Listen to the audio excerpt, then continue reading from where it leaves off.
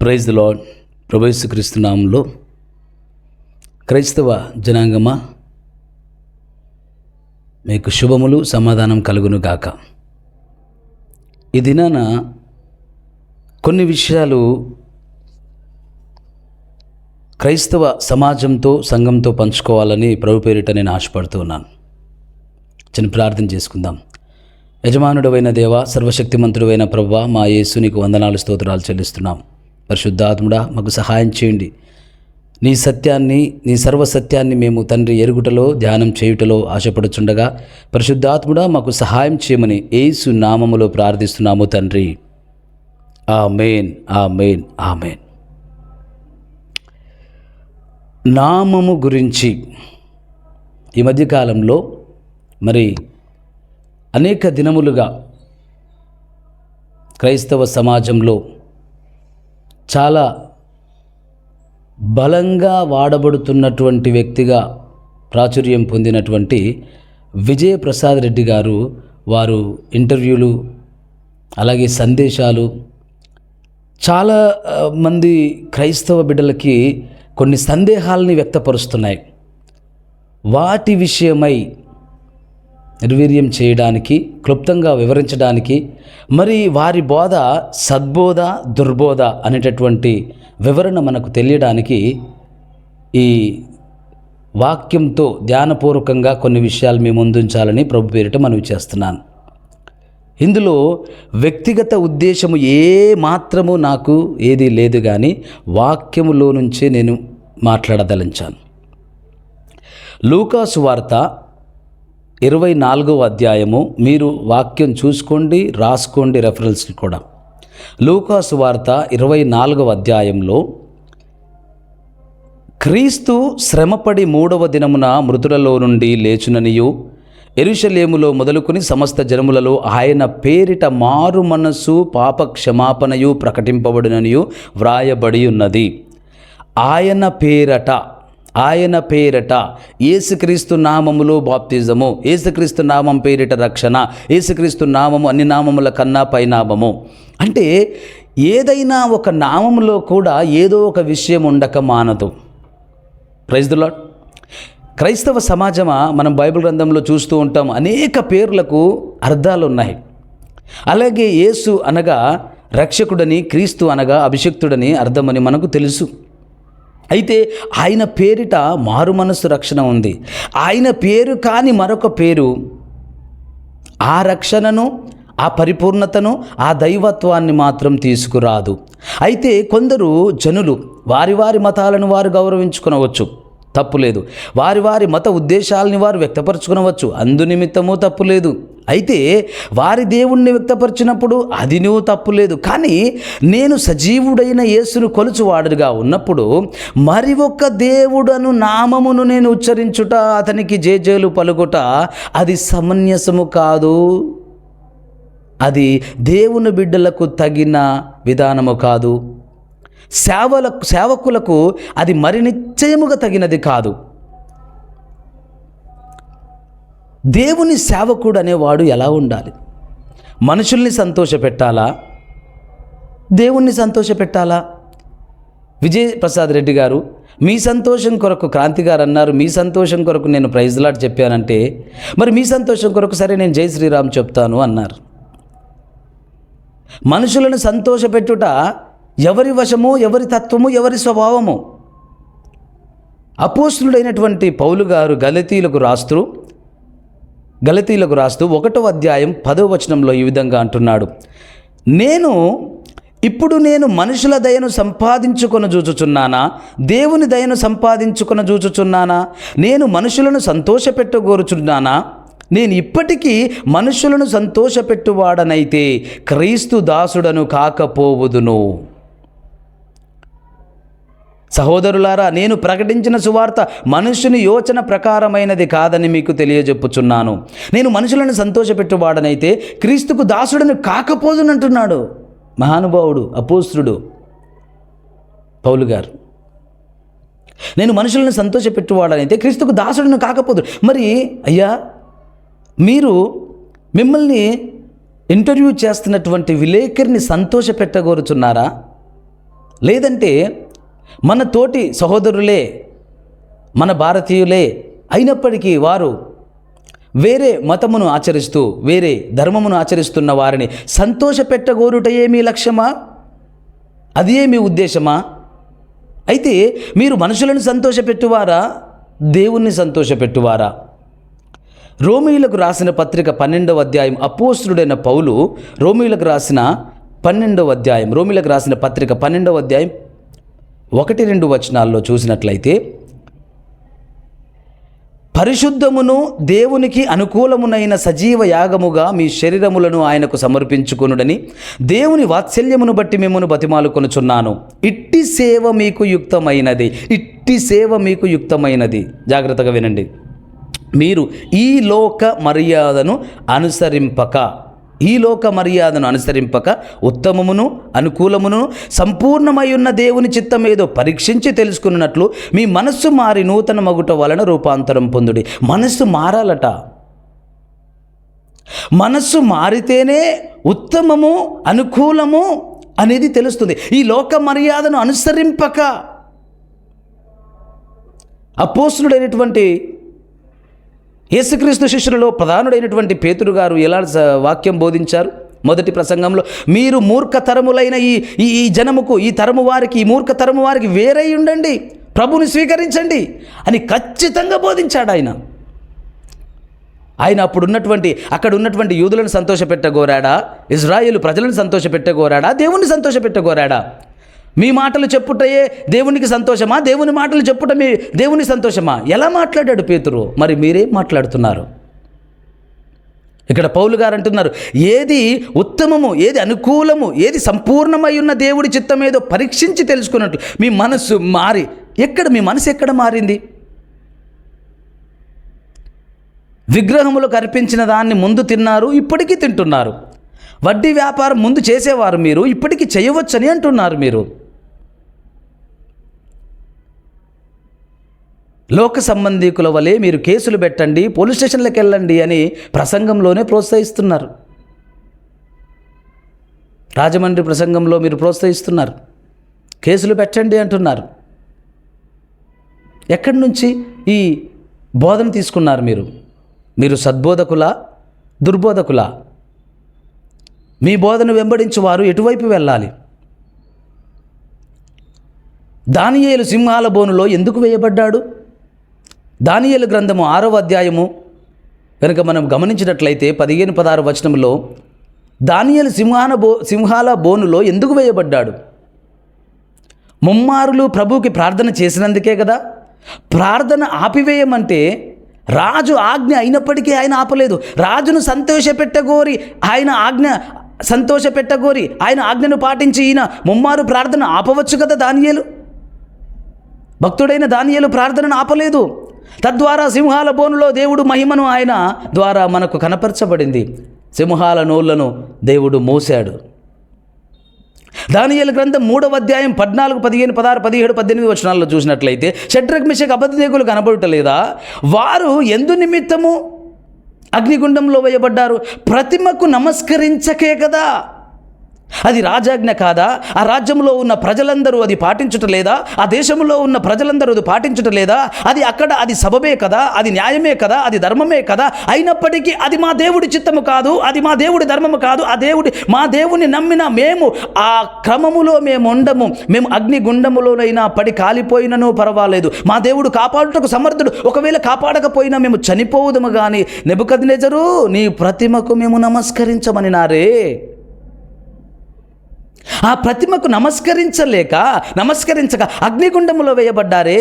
అంత రోషము గలవారై వారి విశ్వాసాన్ని, వారి రక్షణను వారు చూపించుకున్నప్పుడు దేవుడు వారి మధ్యలో అగ్నిగుండములో ప్రత్యక్షము కాలేదా? ఆ వాక్యం మీరు చదవలేదా? లక్షల రూపాయలు వెచ్చించి చదివిన పుస్తకాలు ఏమిటి? మీరు బైబిల్ గ్రంథం ఒకటి విడిచి అన్ని పుస్తకాలు చదివారు. లక్షల రూపాయలు వెచ్చించి నేను పుస్తకాలు చదివాను. ఎక్కువ చదివిన వాడు కూడా అజ్ఞాని మూర్ఖుడైపోతాడని లోకంలో ఒక మాట ఉంది. పిచ్చివాడు అవుతాడట ఎక్కువ చదివినవాడు. బైబిల్ గ్రంథం ఒకటి చదివితే చాలు దేవుడి జ్ఞానం బయలుపరచడానికి. అది కూడా మీరు చెప్పిన మాటే. కానీ మీరు లక్షల రూపాయలు వెచ్చించి పుస్తకాలు చదివి ఇంత అజ్ఞానంగా ఎందుకు నడుచుకుంటున్నారు? మీది సద్బోధ, దుర్బోధ? ఎలా అనుకోవాలి? ఎవరిని సంతోషపెట్టగోరుతున్నారు? యేసుక్రీస్తు దేవుడా, శ్రీరాముడు దేవుడా అంటే మీరు నమ్మిన దేవుడు దేవుడు అని చెప్పలేని మీ సాక్ష్యం ఎట్లాంటిది? ఎటువంటిది మీ సాక్ష్యం? మీరు నమ్మిన దేవుడు నిజదేవుడని, ఆయనే రక్షకుడని, ఆయన ద్వారా తప్ప మరొక నామమున ఈ లోకంలో ఎవరికీ రక్షణ కలగదని, ఆయన నమ్ముటయే తథ్యమని, అది మానవాళికి విధి అని అది అది అది చెప్పలేదే మీరు? శ్రీరాముడు దేవుడా, యేసు దేవుడా అంటే ఇది నన్ను అడగవలసిన ప్రశ్న కాదు. 40 మంది కూర్చోవాలి, 30 మంది కూర్చోవాలి. నీకు తెలియదా బాబు? నాయనా విజయప్రసాద్ రెడ్డి గారు, సోదరుడా, ఇది మీకు తెలియని విషయమా? అందరు కూర్చుంటే తేల్చాల్సిన విషయమా? ఇప్పటికీ మీరు ఇంకా తేల్చుకోలేదా? మీరు ఇంకా సంఘంలో బోధించలేదా? ఇంకా మీరు బోధించలేరా? ఇప్పటికీ ఆ బోధ ప్రారంభం అవ్వలేదా?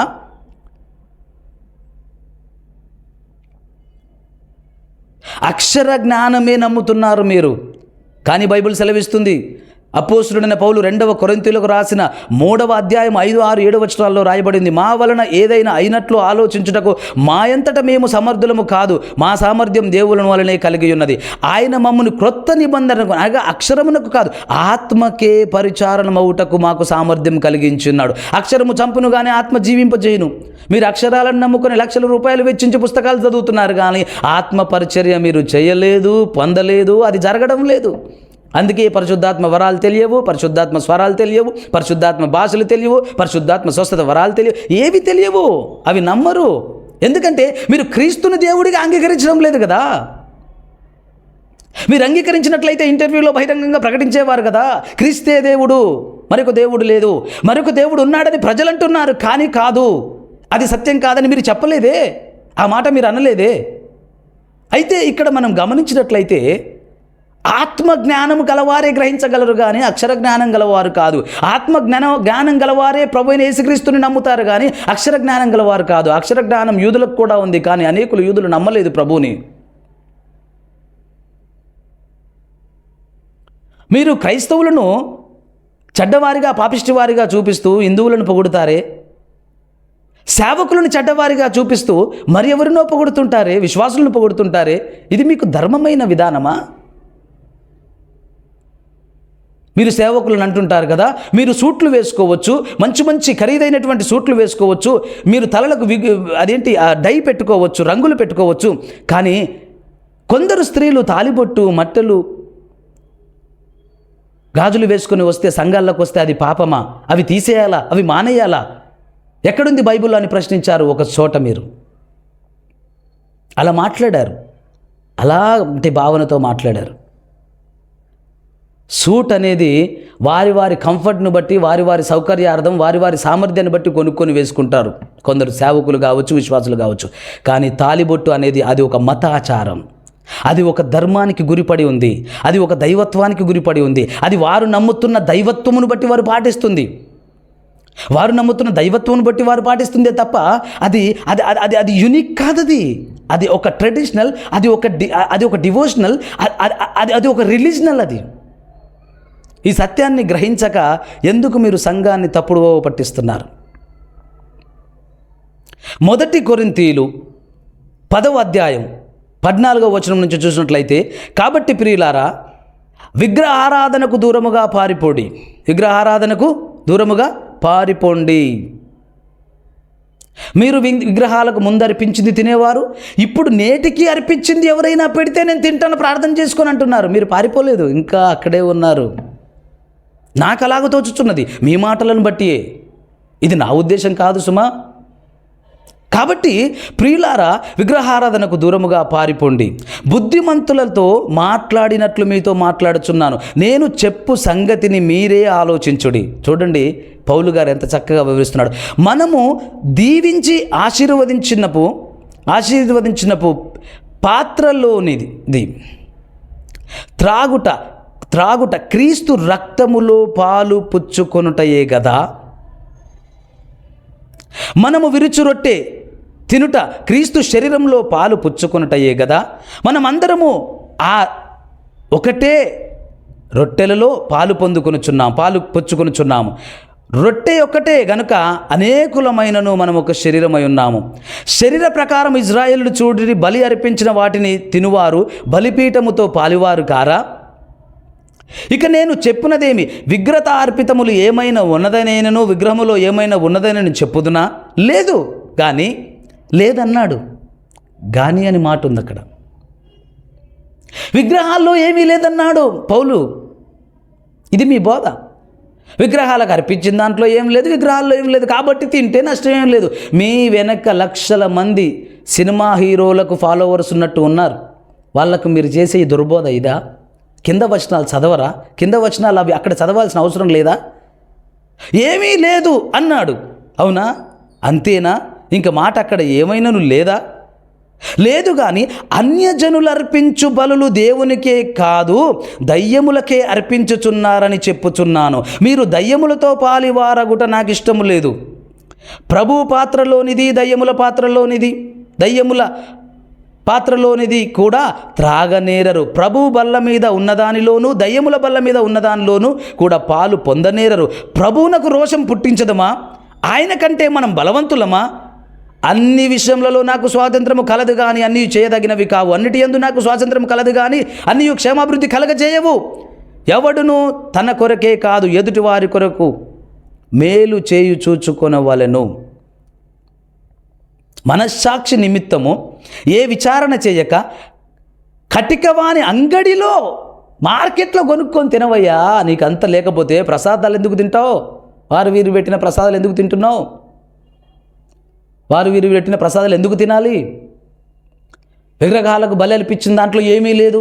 ఏమన్నా అంటే ఇంకొక మాట, మేరీ మాత ఫోటో దగ్గర పెట్టింది తిన్నారు, నువ్వు తింటావా? అలాగా నువ్వు పెడతావేమో మరి. మేరీ మాత దగ్గర పెట్టిన దాంట్లో ఏముంది? యేసుక్రీస్తు ప్రభు వారితో పెట్టిన దాంట్లో, యేసుక్రీస్తు ప్రభు ఫోటో దగ్గర పెట్టి తిన్నారే అనుకోండి, వాళ్ళు యేసుక్రీస్తు నమ్మిన వాళ్ళు. ఒకవేళ మేరీ మాత దగ్గర పెట్టి తిన్నారే అనుకోండి, వాళ్ళు మేరీ మాతను నమ్మిన వాళ్ళు. ఇందులో చాలా వివరణ ఉంది కదా. మరి అక్కడ వాళ్ళు ఎవరిని నమ్మి పెట్టారు? ఎవరికి అర్పించారు? ఏ అర్పణ తీసుకొచ్చి ఇస్తే తినమంటున్నావు నువ్వు? విగ్రహాలకు అర్పించిన అర్పణ తినమని నేర్పే బోధ ఎవరిదో తెలుసా? ఏ బోధనో తెలుసా? బైబిల్ గ్రంథమును ఎప్పుడైనా నువ్వు పూర్తిగా చదివావా? ఎక్కడైనా చదివావా? ప్రకటన గ్రంథము 2వ అధ్యాయము 18వ వచనం నుంచి చదివినట్లయితే, తుయాతైరలో ఉన్న సంఘపు దూతకు ఇలాగ వ్రాయము, అగ్ని జ్వాలల వంటి కన్నులు అపరంజిని పోలిన పాదములు గల దేవుని కుమారుడిని చెప్పు సంగతులేవనగా, మొదట నీ క్రియలను, నీ ప్రేమను, నీ విశ్వాసమును, నీ పరిచర్యను, నీ సహనమును నేను ఎరుగుదును. నీ మొదటి క్రియల కన్నా కడపటి క్రియలు మరి ఎక్కువైనవని ఎరుగుదును. మీలాగే అందరూ పొగిడినట్టుగానే ఉంటాయి, అందరూ పొగుడతారు. మీరు అన్యులకే ఎక్కువ నచ్చుతారు. చాలా మంచిగా ఉంటాయి మీ మాటలు, చాలా మాయగా. కానీ లోపట ఏం జరుగుతుందో చూడండి. అయినను నీ మీద తప్పు ఒకటి మోపవలసి ఉన్నది. ఏమనగా, తాను ప్రవక్తనని చెప్పుకొనుచున్న యెజబెలు స్త్రీని నీవు ఉండనిచ్చుచున్నావు. జారత్వం చేయుటకును విగ్రహములకు బలి ఇచ్చిన వాటిని తినుటకును అది నా దాసులకు బోధించి వారిని మోసపరచుచున్నది. మారు మనసు పొందుటకు నేను దానికి సమయం ఇచ్చితనే కానీ అది తన జారత్వం విడిచిపెట్టి మారు మనసు పొందనొల్లదు. ఇది నేను దానిని మంచము పట్టించి దానితో కూడా వ్యభిచరించు వారిని దాని ప్రతులలో తమ క్రియ విషయమై మారు మనసు పొందితే గాని వారిని బహుశ్రమల పాలు చేతును. దాని పిల్లలను నిశ్చయముగా చంపెదనని, అందువలన అంతరంద్రియములను హృదయములను పరీక్షించువాడు నేనే అని సంఘములన్నీ తెలుసుకొనును. మరియు మీలో ప్రతి వానికి వాని క్రియల చొప్పున ప్రతిఫలం ఇచ్చేదను. చదివారా ఎప్పుడైనా మాట? యెజబెల్ ఏం నేర్పిస్తుందట? విగ్రహములకు అర్పించింది నేర్పిస్తుందట, దాసులకు నేర్పిస్తుందట, అది సంఘంలో చేరిందట, దేవుని సేవకులకు నేర్పిస్తుందట. ఇప్పుడు మీరు తింటున్నారు కదా, ఏ పల్లెల్లోనో, ఏ పల్లెటూళ్ళలోనో, ఏ పట్టణాల్లోనో చిన్న చిన్న పిల్లలు తెలిసి తెలియక, ఎరగక, నమ్మక మిమ్మల్ని, మీ మాటలను, మీ శూరపు మాటలను, మీ చమత్కారంతో కూడిన మాటలను నమ్మి మిమ్మల్ని వెంబడించే మీ ఫాలోవర్సు ఏం చేస్తారు? రేపటి నుంచి అన్ని తినొచ్చు, అంతటా తిరగొచ్చు, అందరిలాగా ఉండొచ్చు అని మాట్లాడతారు. ఏ రోజైనా దీనత్వంతో ప్రసంగం చేశారా? కన్నీటితో ప్రసంగం చేశారా? ఉపవాసంతో ప్రసంగం చేశారా? ఎక్కడైనా మీకు ఇలాంటి అనుభవాలు ఉన్నాయా? రోషంగా, పౌరుషంగా వాళ్ళ మీద ఎగరడం, వీళ్ళ మీద ఎగరడం. ఎంతమంది దైవజనులు తిట్టారు? ఎన్ని వీడియోలు ఉన్నాయి మీకు ఆధారాలు మీకు ఎదురుగా? తెలుగు రాష్ట్రాల్లో బలముగా వాడబడిన దైవజనులను మీరు నిందించి హేళన చేసి దూషణ చేసే కదా మీరు ప్రాచుర్యంలోకి వచ్చారు? అదే కదా మీరు ఎన్నుకున్న పరిచర్య. హిందువులను పొగుడుతారు, క్రైస్తవులను తిడతారు, విశ్వాసుల్ని పొగుడుతారు, సేవకుల్ని తిడతారు. ఇదేనా మీ పరిచర్య? పౌలు మంచి పోరాటం పోరాడనన్నాడు. ఇలాంటి పోరాటమా? అసలు పోరాటం ఎందుకు పోరాడాలి? ఇలాంటి ఎదురు పడితే కదా షద్రక్ మెషక్ పోరాడింది. షద్రక్ మెషక్ అబేద్నెగోలు మంచి పోరాటం పోరాడారు. దానియేలు మంచి పోరాటం పోరాడాడు. 2వ తిమోతికి రాసిన 2వ పత్రిక 4వ అధ్యాయం 6, 7, 8, 9 వచనాలు చూస్తే, నేను ఇప్పుడు పానార్పణముగా పోయబడుచున్నాను, నేను వెడలిపోవి కాలం సమీపమై ఉన్నది, మంచి పోరాటం పోరాడి తిని నా పరుగు కడముట్టించింది, విశ్వాసమును కాపాడుకుంటుని. మంచి పోరాటమట. అసలు పోరాటమే లేదు మీ దృష్టికి. ఎంతసేపు సేవకుల్ని తిట్టడమేగా మీ పోరాటం. యథార్థంగా చెప్పండి, ఒప్పుకోండి. ప్రియ తమ్ముళ్ళు, ప్రియ చెల్లెళ్ళు, ఆ బోధలో ఉన్న వారందరితో నేను ప్రేమపూర్వకంగా మనవి చేస్తున్నాను. ఇది దుర్బోధ, సద్బోధ నేను చెప్పను, వాక్యంలోంచి మీకు చూపిస్తున్నాను. మీరు ఏదైనా చెప్పాలంటే చెప్పండి, మీరు చూపించండి, మీరు మాట్లాడండి. దుర్బోధలో ఉంటే, యెజబెలు బోధలో ఉంటే ఖచ్చితంగా మరణం తప్పదు, నరకం తప్పదు. యెజబెలు బోధది. విగ్రహాలకు అర్పించి తినమని బోధ. నీతిమంతుడు తన ద్రవ్యం వడ్డీకి ఇయ్యడు, బైబిల్ సెలవిస్తుంది. వడ్డీకి ఇచ్చుకోవచ్చు అంటాడు ఈయన. ఎలాంటి బోధ ఇది? ఎక్కడి బోధ ఇది? ఎవరు చెప్పిన బోధ? ఎవరు మాట్లాడుతున్న బోధ? ఎవరు బలపరుస్తున్న బోధ? లక్షల రూపాయలు వెచ్చించి అన్ని పుస్తకాలు చదివి బైబిల్ చదవటం మర్చిపోయారే, మానేశారే. ఎంత దారుణం ఇది, ఎంత దుఃఖకరం. అయ్యా రెడ్డి గారు, విజయప్రసాద్ రెడ్డి గారు, నేను హైందవ కుటుంబంలోంచి వచ్చిన వాడినే సోదరా.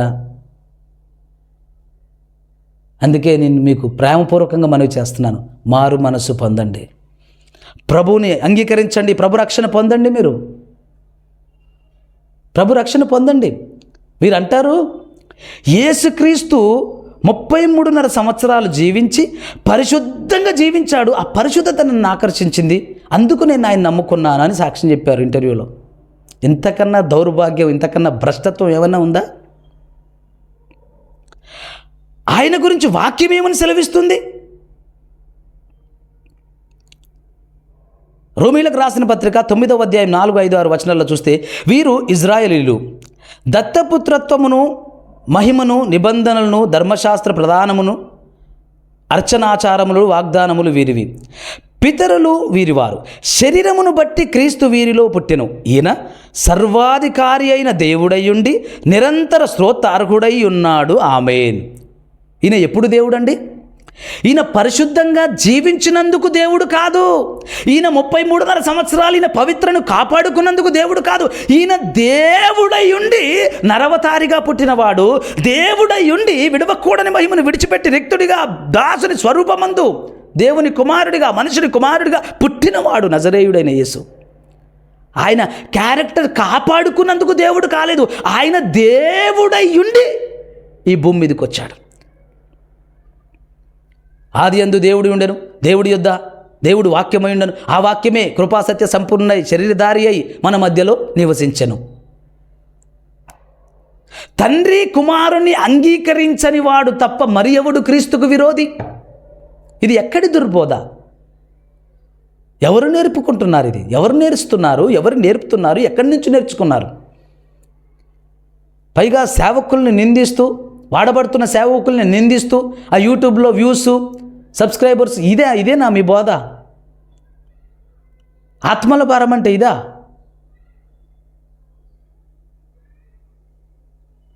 ఆయన క్యారెక్టర్ బాగున్నందుకు ఆయన దేవుడు అవలా. ఆయన దేవుడయుండి నరవతారిగా దాసుని స్వరూపమందు మన కొరకు భూమి మీద స్త్రీ గర్భమందు, కన్య గర్భమందు పరిశుద్ధాత్మ ద్వారా జన్మించిన వాడే ప్రభువైన యేసుక్రీస్తు. ఆయన జననంలో పరిశుద్ధత ఉంది, ఆయన మరణంలో పరిశుద్ధత ఉంది, ఆయన జీవనంలో పరిశుద్ధత ఉంది. ఎందుకనగా ఆయన పరిశుద్ధుడైన దేవుడు గనక. ఆయన పరిశుద్ధతను కాపాడుకోవటం ఏమిటయ్యా? దరిద్రం కాకపోతే మచ్చ లేకుండా కాపాడుకున్నాడు. మనుషులు కాపాడుకోవాలి, ఆయన కాపాడుకోవాల్సిన అవసరం లేదు.